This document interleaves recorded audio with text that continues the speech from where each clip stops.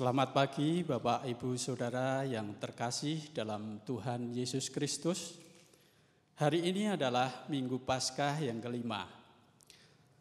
Marilah kita datang ke hadirat-Nya. Kita naikkan pujian dari PKJ 4 ayat 1 dan 2. Angkatlah hatimu pada Tuhan.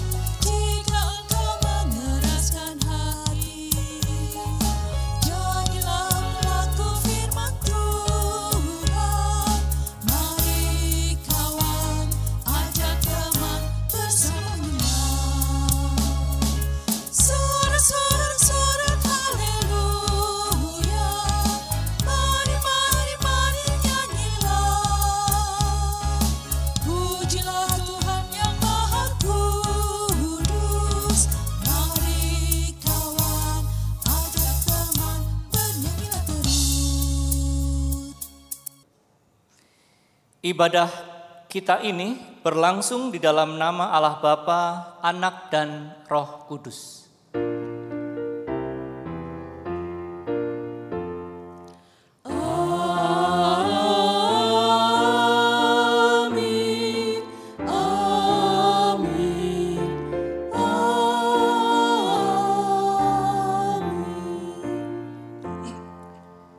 Kasih karunia dan damai sejahtera dari Allah Bapa kita dan dari Tuhan Yesus Kristus beserta atas saudara sekalian.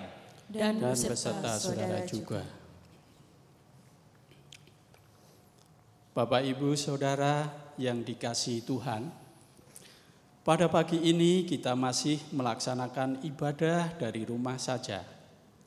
Saat ini kita semua mengalami kejadian yang tidak mengenakan. Di tengah peristiwa pandemi COVID-19 yang masih berlangsung.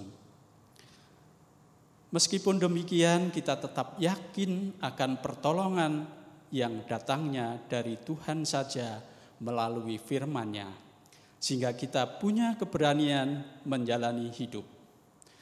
Tema ibadah kita pada hari ini adalah keberanian menjalani hidup.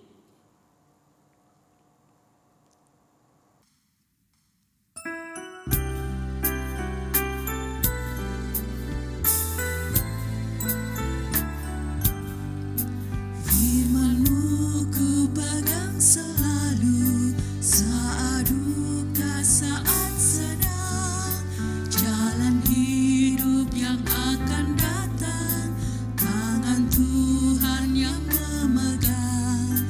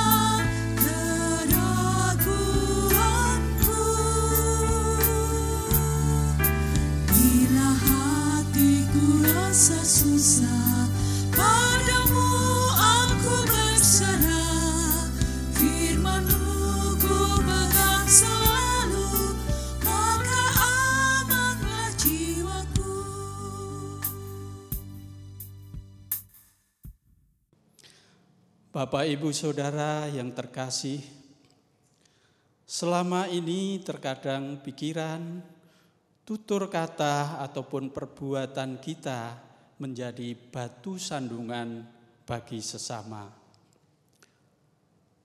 Marilah sejenak kita merendahkan hati di hadapan Tuhan. Kita mengakui dosa-dosa kita di hadapan Tuhan. Kita naikkan doa secara pribadi.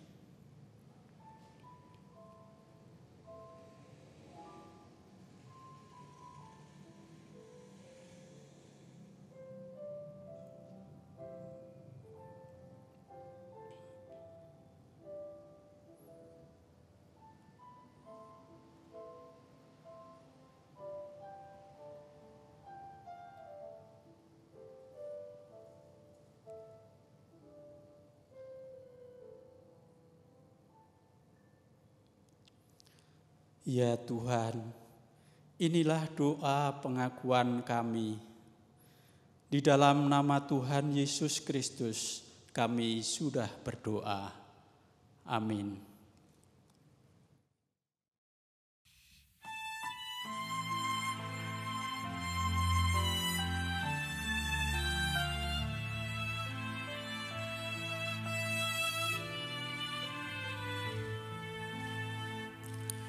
Di muka Tuhan Yesus, betapa hina diriku, ku bawa dosa-dosaku di muka Tuhan Yesus.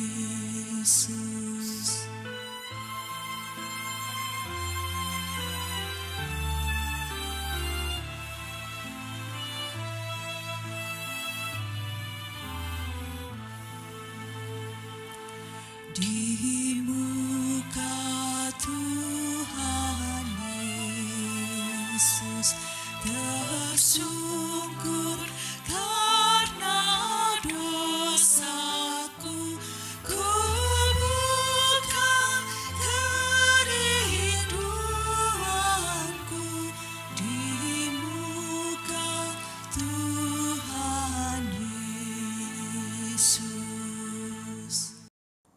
Berita anugerah bagi kita diambil dari Yesaya 49 ayat yang ke-15. Dapatkah seorang perempuan melupakan bayinya sehingga ia tidak menyayangi anak dari kandungannya? Sekalipun dia melupakannya, aku tidak akan melupakan engkau. Demikianlah berita anugerah dari Tuhan. Syukur kepada Allah. Salam damai.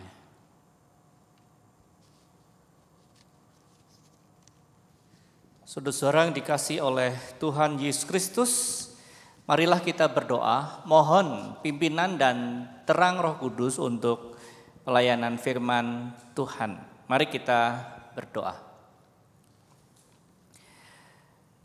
Bapa kami yang di sorga, kami akan bersama-sama merenungkan firman Tuhan.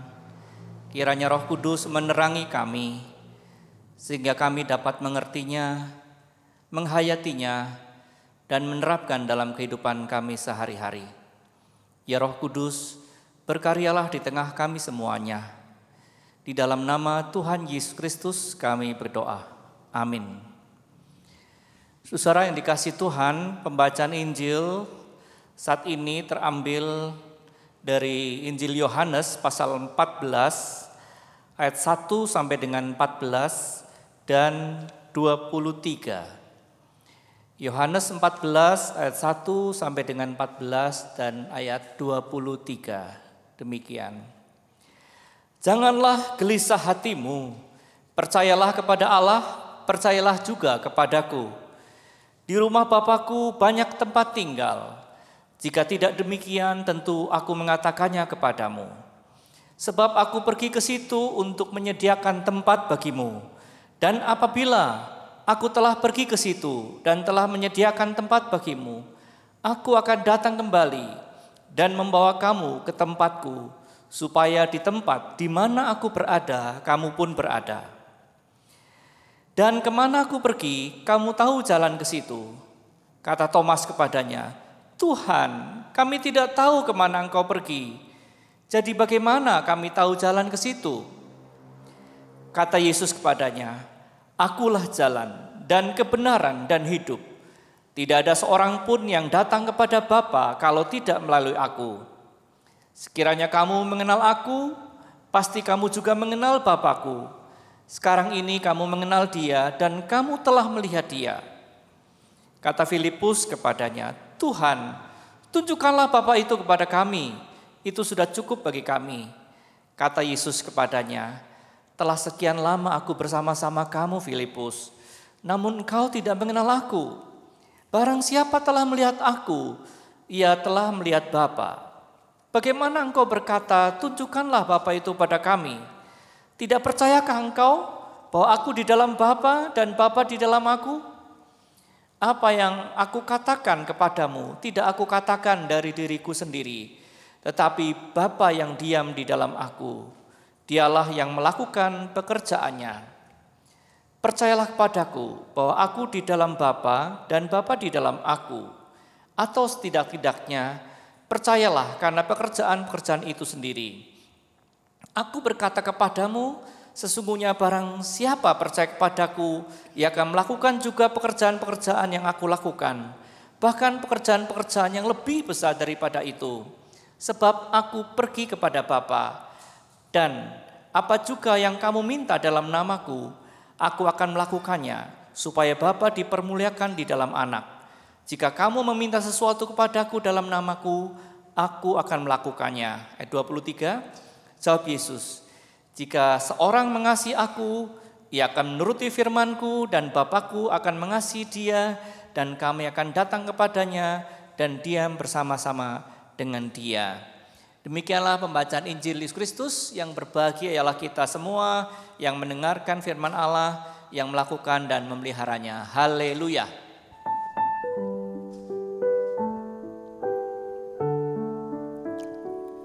Haleluya.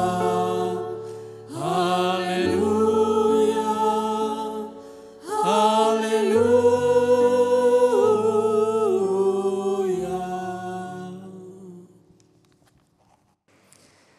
Shalom saudara-saudara semua, bagaimana kabar di rumah? Ya, semoga saudara tetap sehat, tetap kuat, dan tetap merasakan penyertaan Tuhan. Saudara, hari ini kita akan merenungkan satu tema, yakni keberanian dan ketenangan dalam menjalani hidup. Saudara yang dikasihi oleh Tuhan, kita semua tentu pernah gelisah. Dari anak, remaja, pemuda, dewasa maupun lansia, kita semua tentu pernah mengalami kegelisahan, kecemasan. Dan mungkin saat ini pun kita sedang cemas terkait dengan pandemi yang sedang kita alami saat ini.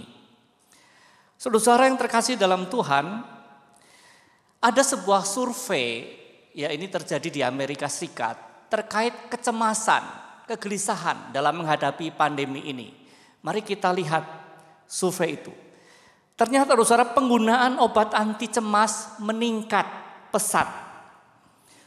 Survei dari Kaiser Family Foundation mengatakan 45% orang mengaku khawatir atau stres karena virus corona. Kemudian American Psychiatric Association mengatakan 50% orang cemas tertular virus corona.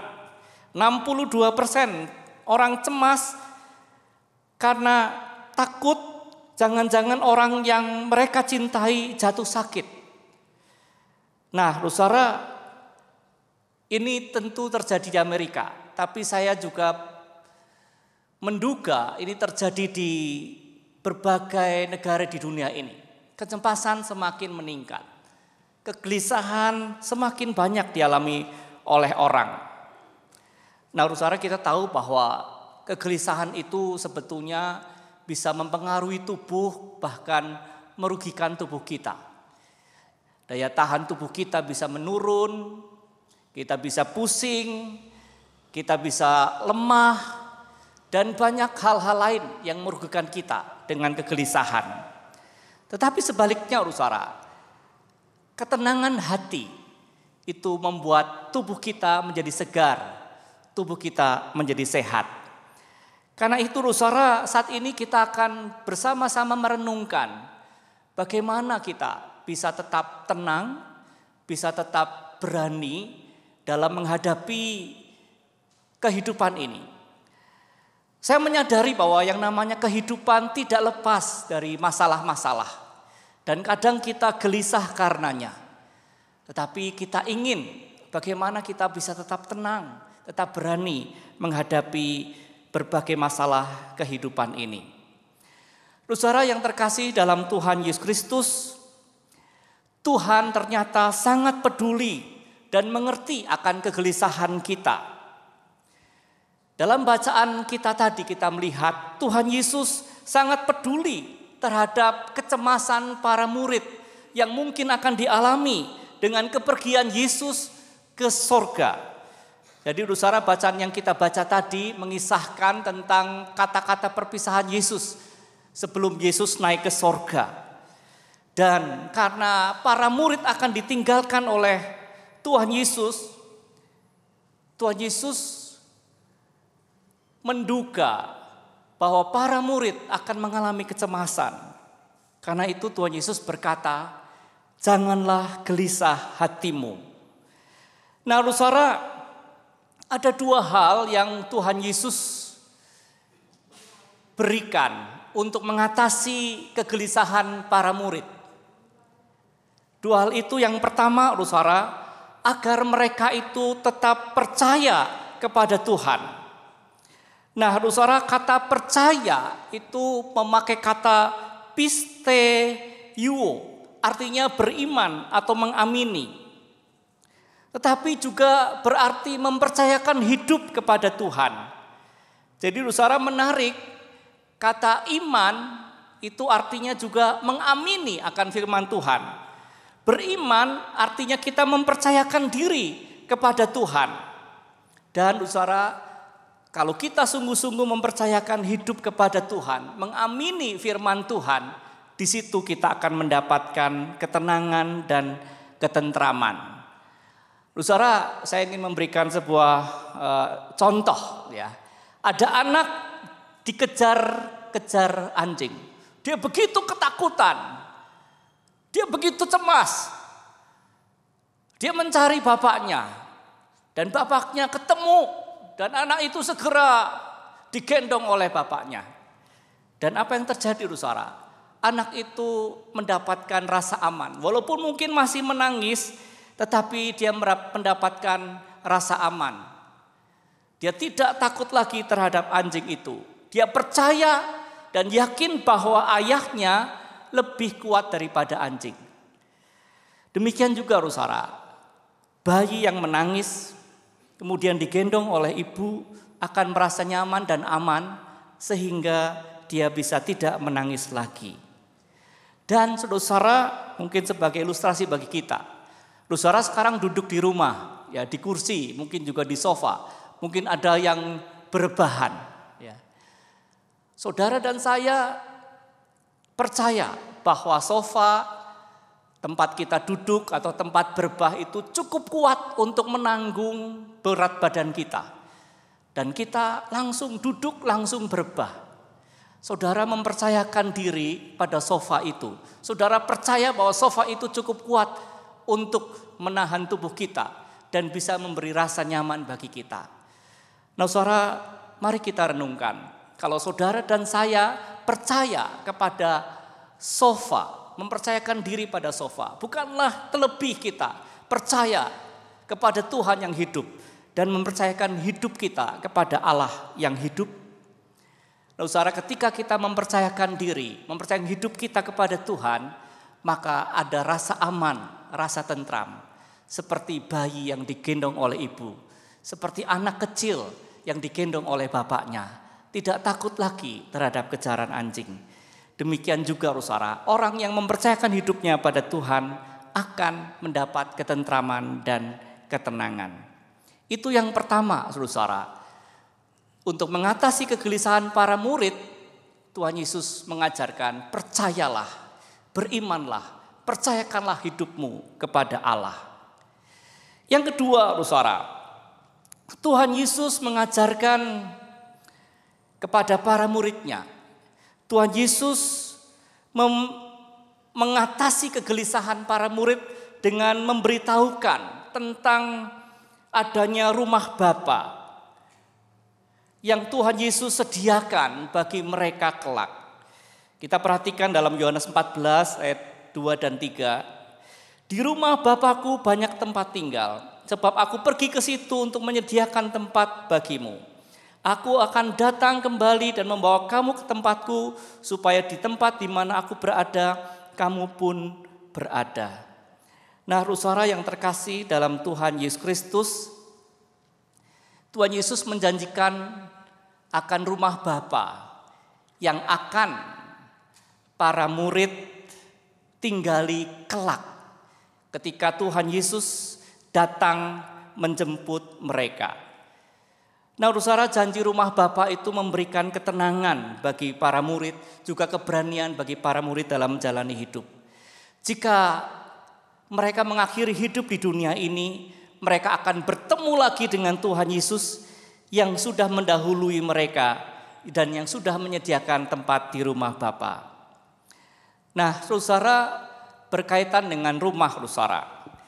Rumah itu memang memberikan rasa aman dan nyaman bagi kita.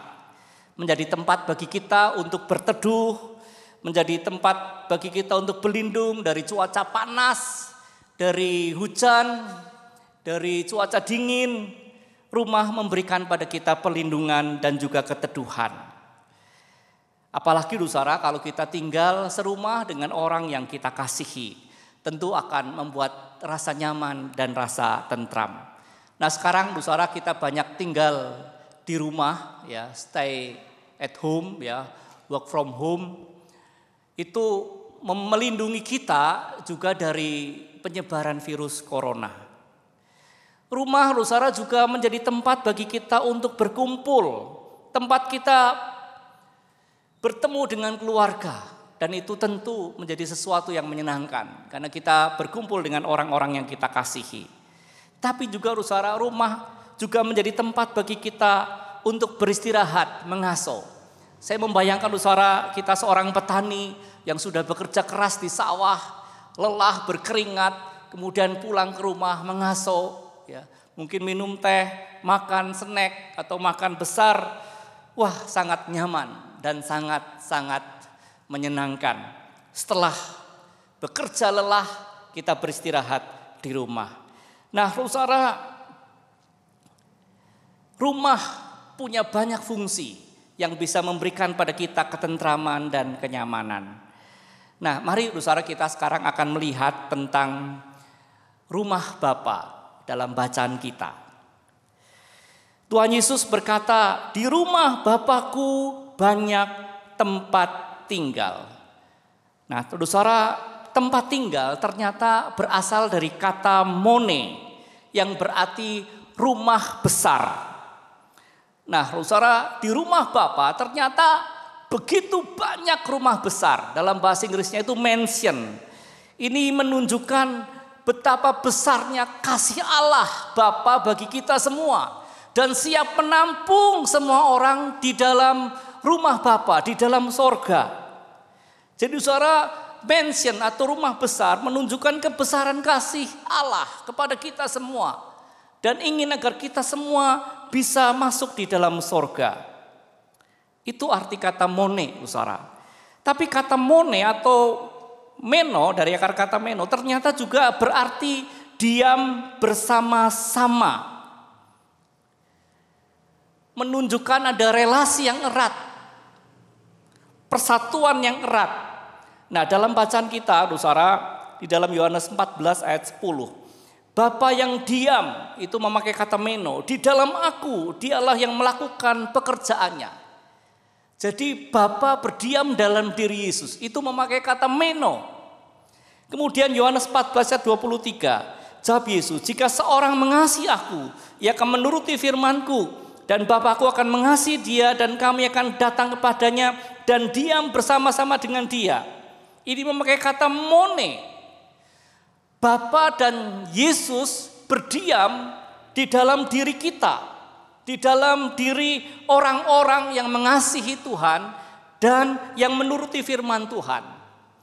Jadi saudara, tubuh kita, diri kita, hati kita ternyata juga adalah rumah bagi Tuhan. Nah, saudara-saudara yang terkasih dalam Tuhan, jadi rumah Bapa di mana ada banyak tempat tinggal, ternyata bukan hanya di seberang sana. Kelak akan kita masuki setelah kita mati. Ternyata konsep rumah Bapa bukan hanya di seberang sana. Ternyata rumah Bapa juga ada di sini dan kini. Yakni di dalam tubuh saudara, di dalam diri saya. Di dalam diri orang-orang yang mengasihi Tuhan dan di dalam diri orang-orang yang mentaati firman Tuhan. Diri kita menjadi rumah bagi Tuhan. Kita ingat kata-kata Rasul Paulus, tubuhmu adalah bait Allah. Di mana Bapa dan Roh Kudus berdiam di dalam diri kita, di dalam diri orang-orang yang mengasihi dan mentaati firman Tuhan. Nah, saudara-saudara yang terkasih dalam Tuhan, hal ini memberikan kepada kita ketenangan dan keberanian bagi kita untuk menjalani kehidupan. Karena ternyata Tuhan selalu bersama-sama dengan kita. Waktu kita hidup, kita tidak takut karena diri kita, diri saudara adalah rumah Tuhan. Dan Tuhan selalu berdiam dalam diri kita. Dia adalah Immanuel, selalu beserta kita. Dalam menghadapi semuanya, kita percaya Tuhan hadir di sini. Kita adalah rumah Tuhan. Dan kalau kita mati, kita juga tidak perlu takut karena kita akan memasuki rumah Bapa yang di seberang sana. Nah, jadi saudara, rumah Bapa itu ternyata ada di sana, tapi juga ada di sini.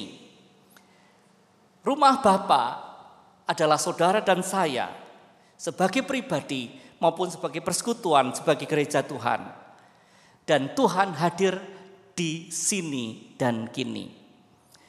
Nah, saudara, ada seorang yang ditanya, Pak, apakah saudara nggak takut kalau naik pesawat terbang? Nanti kalau pesawat terbangnya jatuh bagaimana? Orang ini menjawab apa? Nggak takut tuh. Kalau saya tidak pulang ke rumah saya, ya saya pulang ke rumah Bapa. Wah, orang ini begitu mantep ya. Seandainya pesawat yang kami tumpaki jatuh, toh sudah tersedia di seberang sana rumah Bapa. Karena saya percaya Yesus selalu bersama-sama dengan saya. Nah, saudara, ternyata pemahaman tentang rumah Bapa di sini dan di sana memberikan ketenangan hati. Dimanapun dan kapanpun kita selalu bersama dengan Tuhan. Dalam hidup bersama dengan Tuhan, pada waktu kita mati, kita pun selalu bersama dengan Tuhan. Karena kita selalu ada di dalam rumah Bapa. Nah, saudara yang terkasih dalam Tuhan, kita mendalami lebih lanjut, saudara. Ternyata kata mone atau meno atau mene itu dipakai dalam istilah oikumene, yakni kesatuan umat percaya dari semua gereja. Nah, kata oikumene menarik dari kata oikos yang artinya rumah dan juga dari kata menein yang artinya tinggal. Jadi rumah yang didiami bersama. Oleh siapa didiaminya? Yang pertama oleh orang-orang percaya, tapi yang kedua juga oleh Tuhan. Jadi kita tinggal bersama dengan Tuhan sebagai orang-orang percaya. Dan simbolnya apa, saudara? Yakni perahu dengan salib di tengah gelombang lautan.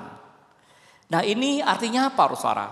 Artinya ini adalah suatu gambaran dari gereja sebagai bahtera atau perahu yang menghadapi gelombang hidup dalam perjalanannya. Tetapi gereja tidak sendiri, tapi bersama dengan Yesus. Karena itu gereja tidak perlu takut. Karena apa? Yesus mampu meredakan badai, mampu meredakan gelombang laut yang dahsyat. Nah, dan kita percaya bahwa Yesus sanggup untuk menghantar kita sampai ke tujuan akhir. Saudara perhatikan, itu ada simbol dari Dewan Gereja Sedunia atau WCC, World Council of Churches. Kemudian simbol dari PGI, itu memakai kata oikumene, ya simbolnya sama, yakni perahu, salib, dan gelombang. Dan kita sebagai orang GKI, saudara, juga memakai simbol perahu, salib, dan gelombang. Cuma ada tambahannya alfa dan omega. Karena Yesuslah yang berkuasa. Yesuslah sumber dan juga tujuan hidup kita. Nah, saudara-saudara yang terkasih dalam Tuhan, itulah oikumene, artinya rumah yang didiami bersama. Saudara dan saya adalah rumah Tuhan. Saudara dan saya selalu bersama dengan Tuhan dimanapun dan kapanpun. Juga dalam menghadapi gelombang badai kehidupan. Kita bisa tetap tenang, kita bisa tetap berani karena Tuhan Yesus bersama dengan kita. Nah, saudara-saudara yang terkasih dalam Tuhan, mengingat mone itu juga berarti rumah besar yang menggambarkan besarnya kasih Bapa yang siap menampung semua manusia. Gereja seharusnya juga menjadi rumah besar bagi banyak orang yang bisa memberikan ketenangan dan keberanian bagi banyak orang dalam menghadapi hidup dan juga kematian. Saudara, sekarang ini banyak orang yang menjadi tunawisma di tengah pandemi ini, ya cukup banyak. Para tunawisma kita tahu adalah orang yang mungkin tidak punya tempat atau belum punya tempat untuk tinggal. Tetapi saudara, perlu kita ketahui juga bahwa sekarang ini banyak juga yang tunawisma jiwani. Kalau tunawisma ragawi tidak punya rumah untuk tempat tinggal secara fisik, tapi tunawisma jiwani tidak punya rumah bagi jiwanya sebagai tempat untuk berteduh, mendapat ketenangan, selalu gelisah, cemas, dan takut. Nah, saudara, di tengah kecemasan begitu banyak orang, marilah saudara dan saya, gereja Tuhan, menjadi rumah besar yang siap menampung orang-orang, para tunawisma jiwani yang gelisah dan takut. Gereja jangan menjadi rumah yang kecil hanya untuk segelintir orang, tapi gereja hendaknya menjadi rumah besar yang mencerminkan kasih Tuhan, yang ingin menampung semua orang di dalam pelukan kasih-Nya. Dan biarlah saudara dan saya menjadi tempat di mana orang-orang bisa merasakan keteduhan dan ketenangan. Saudara dan saya menjadi mone, menjadi rumah besar bagi banyak orang. Karena saudara dan saya sebetulnya adalah rumah Bapa yang banyak tempat tinggalnya. Nah, saudara yang terkasih dalam Tuhan Yesus Kristus, ada sebuah kisah tentang Horatio G. Spafford. Horatio G. Spafford ini, saudara, memiliki kehidupan yang aman dan juga tentram. Dia lahir 20 Oktober 1828 di New York. Dia seorang pengacara kaya dan juga dia berinvestasi di bidang real estate. Jadi tentu banyak sekali duitnya. Dia bersama dengan istri aktif di gereja Presbyterian Chicago. Istrinya juga sangat aktif, dia juga sangat aktif. Dan dia juga menjadi penyandang dana dari pelayanan-pelayanan dan proyek-proyek penginjilan. Horatio J. Spafford dan istrinya Anna punya 5 anak, 1 laki-laki dan 4 perempuan. Mereka sungguh mengalami kenyamanan dan rasa aman dalam hidupnya. Tetapi saudara, kehidupan itu kadang seperti sebuah pelayaran. Kadang cuacanya menyenangkan, tetapi kadang menakutkan. Dan saudara, keluarga ini mengalami tragedi hidup yang sangat-sangat mengerikan. Tahun 1870 saudara, putranya yang berusia 4 tahun meninggal akibat demam berdarah. Kemudian tahun 1871 terjadi kebakaran besar di Chicago yang menyapu habis semua aset real estate-nya sehingga perusahaannya menjadi bangkrut. Tahun 1873 saudara, dalam perjalanan ke Eropa, istri dan keempat putrinya mengalami kecelakaan kapal karena kapalnya bertabrakan dengan kapal lain. Anna istrinya selamat, namun 4 putrinya meninggal tenggelam dalam kecelakaan itu. Nah, saudara, mendengar berita itu, Horatio G. Spafford ini kemudian menyusul sang istri, naik kapal menjemput sang istri. Kemudian saudara, di dalam perjalanan di kapal saat menjemput sang istri, Horatio G. Spafford ini merenungkan tentang makna kehidupan. Bagaimana ia pernah mengalami masa-masa yang nyaman, masa-masa yang tentram. Tapi kini harus mengalami masa penderitaan yang begitu berat. Dan dia merenungkan kehidupan yang seperti itu. Ada masa suka, tapi ada masa duka. Dan pada waktu itu di atas kapal, dia kemudian menulis sebuah syair yang berbunyi demikian. When peace like a river attended my way. Saat jalan hidupku dipenuhi dengan ketentraman. When sorrow like sea billows roll. Saat penderitaan menghempas hidupku. Whatever my lot. Bagaimanapun juga nasibku. Thou hast taught me to say. Tuhan telah mengajarku untuk selalu berkata, it is well with my soul. Jiwaku tenanglah, jiwaku tenanglah. Rupa-rupanya saudara, G. Spafford ini terinspirasi oleh Mazmur 42 ayat 12. Ketika Daud sedang menderita sekali, sedang ada dalam krisis kehidupannya, dia berkata pada jiwanya, hai jiwaku, mengapa engkau gelisah? Berharaplah kepada Allah, aku akan memujinya. Di kapal itu saudara, Spafford menulis syairnya ini yang terinspirasi dari Mazmur 42 ayat 11. Kemudian saudara, saat berjumpa dengan istrinya, Spafford mengatakan, Anna, kita tidak kehilangan anak-anak kita. Kita hanya berpisah dengan mereka untuk sementara. Suatu saat kita akan berjumpa lagi di rumah Bapa di sorga. Suatu saat kita akan ketemu dengan Eni, Maggie, Besi, dan Taneta. Mereka sudah mendahului kita di rumah Bapa. Suatu saat kita akan berjumpa dengan mereka. Saudara, iman Spafford dan Anna istrinya akan kehadiran Tuhan yang selalu mereka rasakan. Dan juga akan adanya rumah Bapa setelah kematian. Membuat mereka berani menjalani kehidupan yang berat.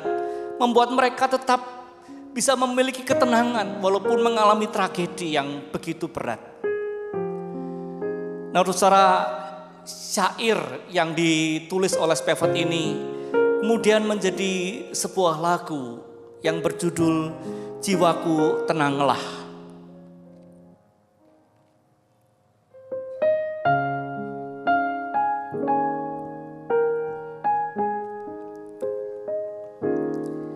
Sewaktu hidupku tenang dan aman, ataupun susah menimpa. Ku dimanapun Tuhan yang menuntun jiwaku, jiwaku tenanglah, jiwaku tenanglah, jiwaku, jiwaku tenanglah. Amin. Tuhan memberkati kita. Mari jemaat kita bangkit berdiri. Marilah kita bersama-sama meneguhkan iman percaya kita dengan secara bersama-sama mengucapkan pengakuan iman rasuli yang berbunyi demikian.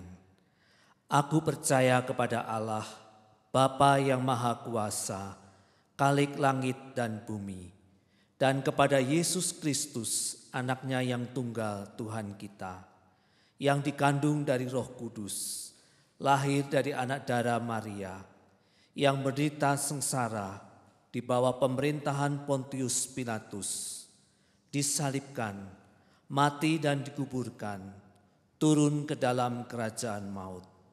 Pada hari yang ketiga, bangkit pula dari antara orang mati, naik ke sorga, duduk di sebelah kanan Allah, Bapa yang Maha Kuasa, dan dari sana Ia akan datang untuk menghakimi orang yang hidup dan yang mati.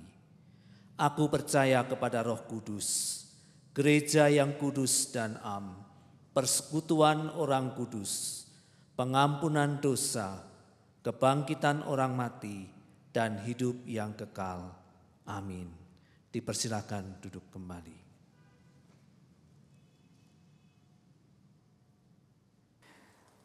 Saudara-saudara yang dikasihi oleh Tuhan Yesus Kristus, marilah kita menaikkan doa syafaat kita. Mari kita berdoa.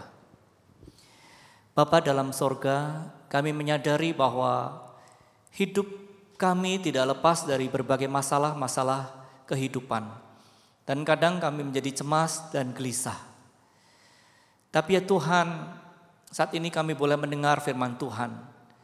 Bagaimana kami dapat mengatasi kegelisahan kami dapat tetap tenang, dapat tetap berani menjalani kehidupan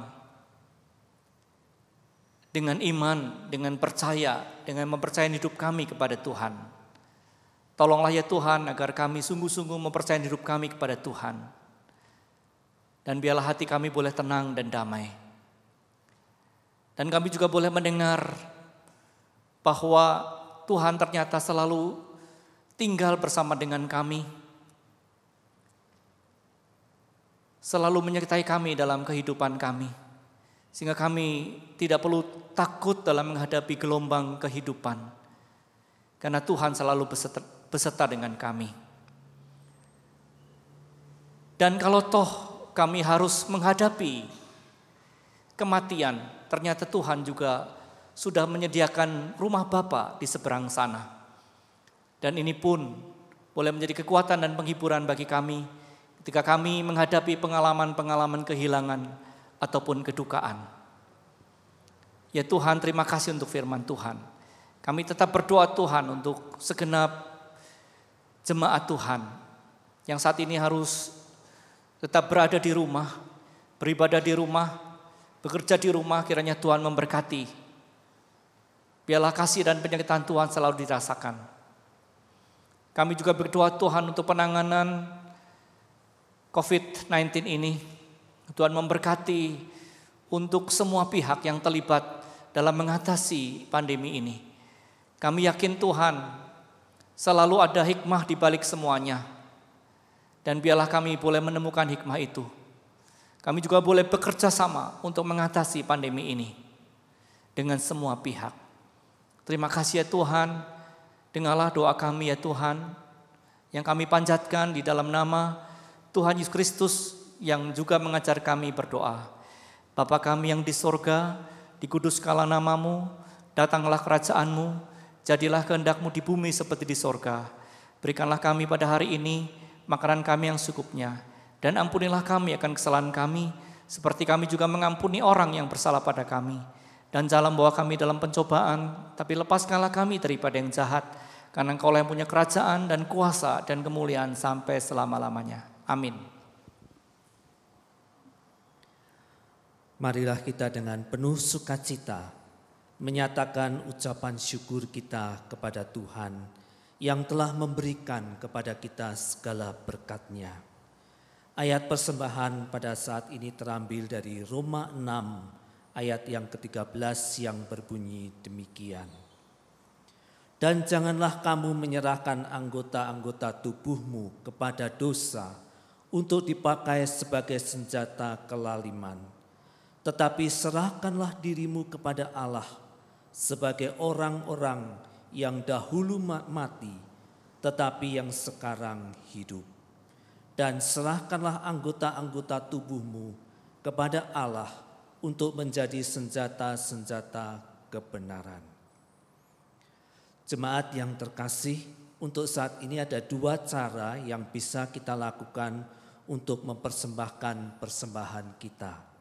Yang pertama, jemaat bisa mempersembahkan dalam amplop yang tertutup yang dikumpulkan di rumah dalam setiap minggunya. Dan kemudian dapat kita serahkan ke gereja pada saat kelak nanti kondisi telah normal kembali dan kebaktian dapat dilaksanakan seperti semula. Itu cara yang pertama. Kemudian yang kedua, yaitu dengan cara kita bisa mempersembahkan persembahan kita melalui transfer rekening milik GKI Temanggung, yaitu BCA nomor 15402650000 atas nama Inariati Gunadi. Mari kita bersama-sama menaikkan doa persembahan kita. Mari kita berdoa. Bapa di dalam sorga, pada saat ini kami bersama-sama membawa persembahan kepadamu. Sebagai ucapan syukur kami ya Tuhan kepada Engkau. Karena Engkau yang selalu memberkati kami, memelihara dan melindungi kami di dalam kehidupan kami setiap hari hingga saat ini. Meskipun ya Tuhan kami menjalani kehidupan kami di tengah situasi yang sulit saat ini.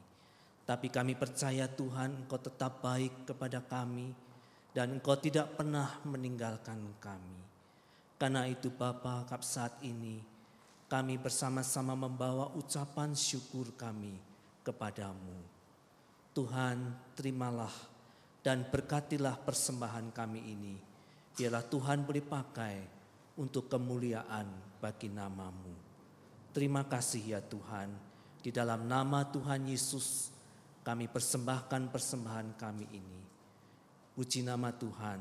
Terima kasih ya Tuhan. Di dalam nama Tuhan Yesus kami berdoa dan mengucap syukur. Amin.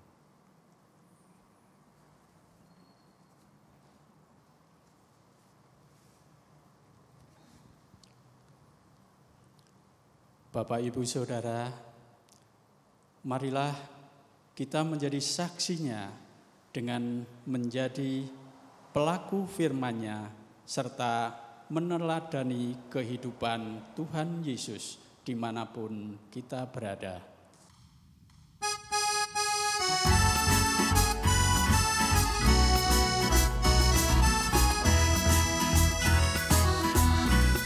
Apalah arti ibadahmu kepada Tuhan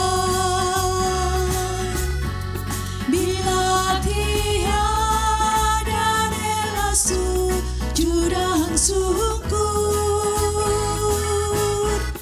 Apalah arti ibadahmu kepada Tuhan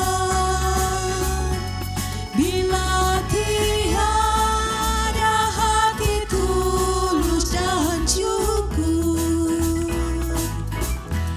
Ibadah sejati jadikanlah persembahan. Ibadah sejati kasihilah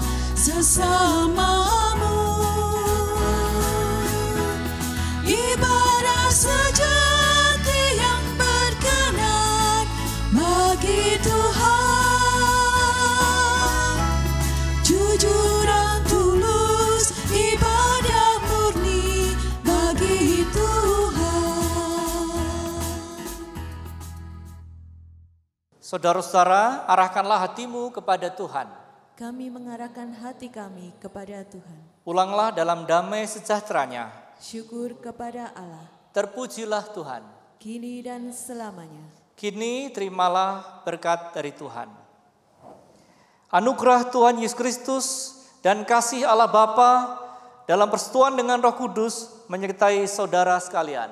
Haleluya. Amin.